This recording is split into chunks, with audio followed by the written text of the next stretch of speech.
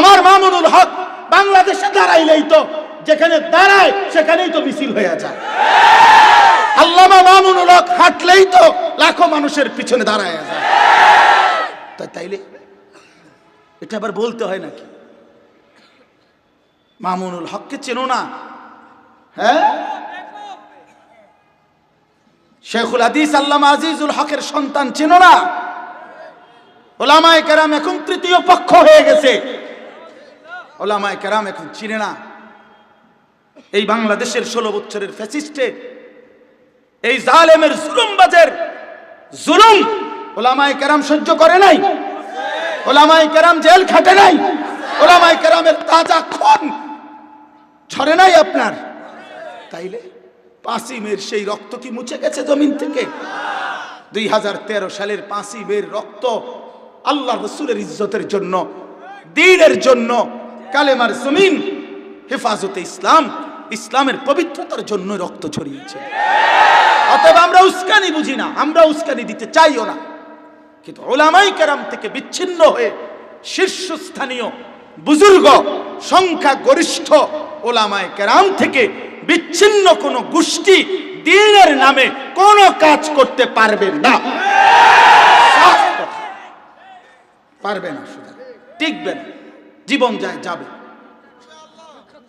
যাবে, কোনো অসুবিধা নেই, অসুবিধা নেই। হ্যাঁ, সাফ কথা। তার আকীদা বিচ্যুত আকীদা, সাদের আকীদা ভ্রান্ত আকীদা। তার আকীদার সাথে দ্বন্দ্বের কারণে আমাদের দ্বন্দ্ব, আর কিচ্ছু না। তুমি তোমার প্রতিটা আকীদা ঠিক করো। তুমি সাহাবায়ে কেরামের বিরুদ্ধে কথা বলো, তুমি আম্বিয়া নবীদের বিরুদ্ধে কথা বলো, তুমি উলামায়ে কেরামের বিরুদ্ধে কথা বলো, এরপরেও ইমানদার কেমনে মেনে নিতে পারে? এটাই দাওয়াত ও তাবলীগ ভিন্ন একটা, মাদ্রাসা ভিন্ন, কওমি মাদ্রাসা আলাদা, উলামায়ে কেরাম আলাদা। এটা বুঝি কোনো কথা হইল? এটা বুঝি কোন? দাওয়াত, তাবলীগ, তালিম, তাজকিয়া, জিহাদ, মাদ্রাসা, মসজিদ, খানকা, ইমাম, মুয়াজ্জিন, মুসল্লি সব এক সূত্রে গাঁথা, এক সুতোয় গাঁথা। আলাদা করার সুযোগ নেই, আলাদা করার সুযোগ নেই। কারো উপরে জুলুম হোক আমরাও চাই না, কিন্তু রাতের অন্ধকারে ঘুমন্ত ইমানদার মুসলমানের উপরে মুসলিম পরিচয়ধারী কোনো ব্যক্তি আঘাত করতে পারে কিভাবে? কিভাবে সম্ভব এটা? এই কথা কেমনে মাইনা নেওয়া যায় মনের? এটা কলিজায় মানে কেমনে?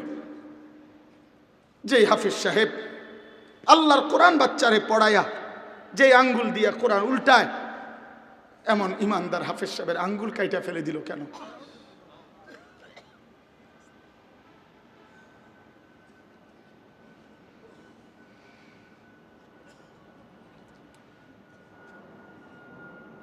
আমরাও আমাদের মালিকের কাছে বলছি,